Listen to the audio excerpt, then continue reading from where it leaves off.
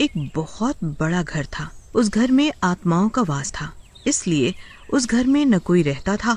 उस गांव में एक सेठ रहने आता है। अरे सरपंच जी, कोई बढ़िया घर हो तो बताना, मैं ले लूं। अरे वाह वाह, ये तो अच्छा मुर्गा फंसा है। इसको वो भूतों वाला घर ही दिखा देता हूँ।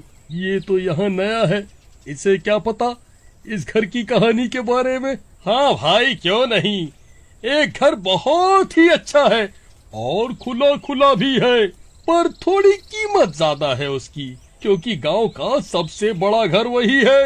अरे घर बढ़िया होना चाहिए, मैं आपको मुंह मांगी कीमत दूंगा। सरपंच उसे वही भूतिया घर दिखाने चल देता है। ये देखो भाई, यही है वो घर।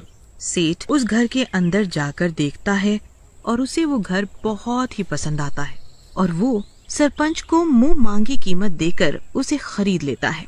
आधी रात होते ही डरावनी डरावनी आवाजें आने लगती हैं और सेठ और उसकी पत्नी डर के मारे उठ जाते हैं। अजी, कौन है?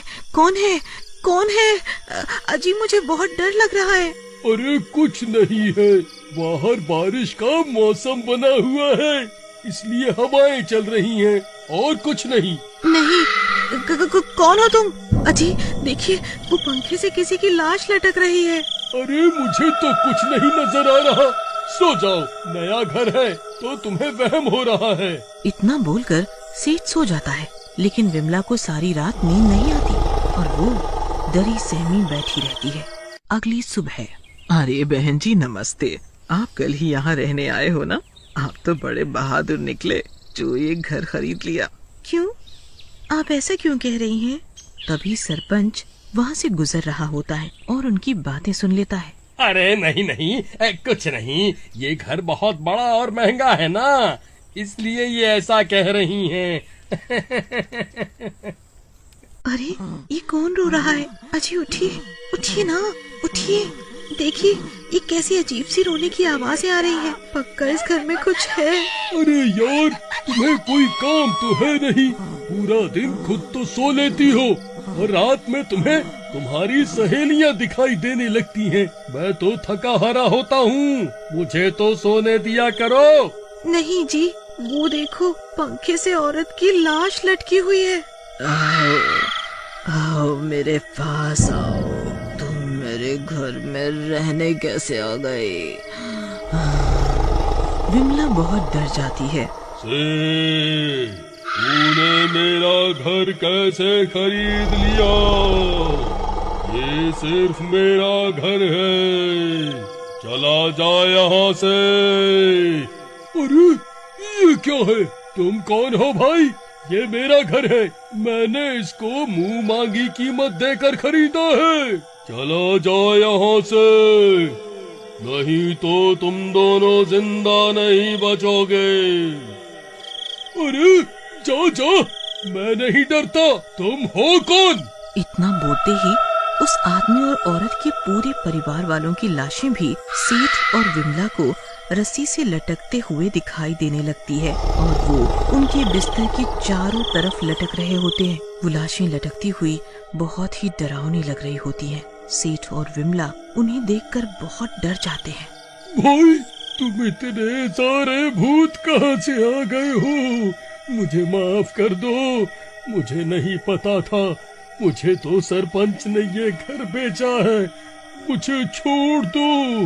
वो सरपंच ही तो सारी मुसीबतों की जड़ है, उसी की बातों में आकर ही मेरा पूरा परिवार मर गया। वो हमें मारकर हमारा घर हड़पना चाहता था, लेकिन हम किसी को भी इस घर में रहने नहीं देंगे। कल सुबह होते ही यहाँ नजर मत आना, समझ गए? फिर सुबह हो जाती है। अजी, उस सरपंच के बच्चे को बुलाओ, ये सब हमारे साथ क्या हो रहा है इस घर में? नहीं नहीं, वो हमें कभी सच नहीं बताएगा। अजी, वो साथ वाली कविता है ना, वो मुझे उस दिन कुछ बताने वाली थी, सेठ ने रोक दिया उसे। तो चलो उसी से सारा सच जानते हैं, चलो। फिर दोनों कविता के घर जाते हैं और उसे सारी बात बताते हैं। वो सरपंच के डर से उन्हें टालने की कोशिश करती है। कविता बहन, हम मुसीबत में हैं। तुम ही हो जो हमें सारा सच बता सकती हो, हमारी मदद करो। ठीक है, लेकिन सरपंच को पता नहीं चलना चाहिए कि मैंने तुम्हें उन आत्माओं का सच बताया है। कविता उन्हें पूरी कहानी बताती है। उस घर में सुरेश अपनी पत्नी, माता पिता और 2 बच्चों के साथ रहता था, लेकिन वो बहुत ही अंधविश्वासी था। एक दिन, अरे सरपंच जी, कम पैसे में अब गुजारा नहीं होता। काश कोई उपाय होता जिससे मैं अमीर हो जाऊं। उपाय तो है। मेरे पहचान के एक बाबा जी हैं। उन्हीं के उपायों को मान कर मैं इस गांव का सरपंच बना हूँ। वाह, फिर तो मुझे भी मिलवाओ उनसे। चलो ठीक है फिर। आओ बेटा आओ, मुझे सरपंच जी ने सब बताया। मेरे पास तुम्हारे अमीर होने का उपाय है, लेकिन वो बहुत ही खतरनाक है। तुमसे नहीं होगा। नहीं बाबा जी, आप बताओ, मैं अमीर बनने के लिए कुछ भी करूँगा। ठीक है, तो सुनो, तुम्हें अपने सब परिवार वालों के साथ ये उपाय करना है।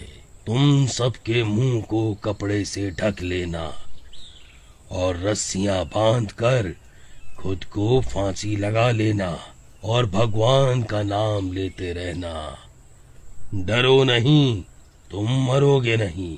कुछ ही देर में तुम्हारी रस्सियां खुद ही जल जाएंगी और फिर अगले ही दिन से तुम अमीर होने लगोगे। क्या हुआ, डर गए? नहीं नहीं बाबा, मैं ऐसा ही करूँगा। अगले दिन बाबा सरपंच सुरेश के घर आते हैं और सुरेश बाबा के बताए हुए उपाय के अनुसार ही काम करता है और सब खुद को ही फांसी लगा लेते हैं। फांसी लगते ही सब 6 के 6 परिवार वाले तड़प तड़प कर मर जाते हैं।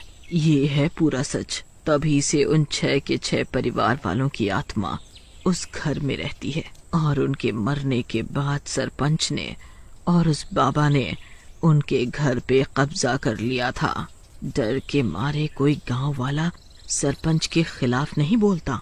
और फिर सेठ और विमला अपने घर वापस आ जाते हैं और रात होते ही वो सब लाशें फिर से उन्हें दिखने लगती हैं। तुम अब तक गए नहीं यहाँ से। सेठ, तुझे अपनी जान प्यारी नहीं है क्या? ये लोग ऐसे नहीं मानेंगे, इनको कच्चा ही चबा जाते हैं। वैसे भी बहुत दिनों बाद इस घर में कोई रहने आए हैं। हाँ हाँ माँ, बहुत भूख लगी है, खाना दो, इसको ही खाना है। अरे मर गई रे भाई, हमें मत मारो। हम तुम्हारा सच नहीं जानते थे, लेकिन अब हम सब जान चुके हैं। तुम्हारे साथ बहुत नाइंसाफी हुई है। सरपंच ने तुम्हें और तुम्हारे परिवार को धोखे से मरवा डाला। उसने मेरे साथ भी धोखा किया और ये घर मुझे बेच दिया। बताओ, इसमें मेरी क्या गलती है? उस सरपंच का नाम मत ले। एक बार वो मेरे सामने तो आए, उसे मैं छोड़ूंगा नहीं। पर इस घर में कोई नहीं रहेगा। जा यहाँ से।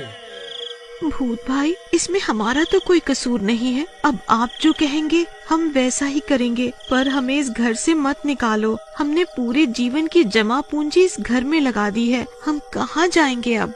ठीक है, उस बाबा और सरपंच को यहाँ लेकर आओ। फिर सेठ और उसकी पत्नी ऐसा ही करते हैं। सरपंच जी, मैं अपने नए घर में पूजा कराना चाहता हूँ।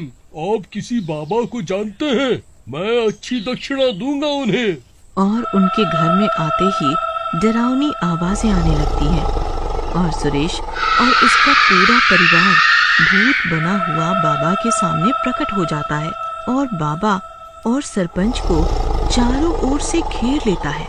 बाबा, पहचाना? सुरेश बाबा की गर्दन पकड़ लेता है और हवा में उठा लेता है। अरे मर गया रे, अरे छोड़ दे मुझे। इस सरपंच ने ये प्लान बनाया था, झूठा बाबा बनाया था मुझे। मैं कोई बाबा नहीं हूँ। अरे बुड्ढे, क्यों झूठ बोल रहा है मरने के टाइम पे?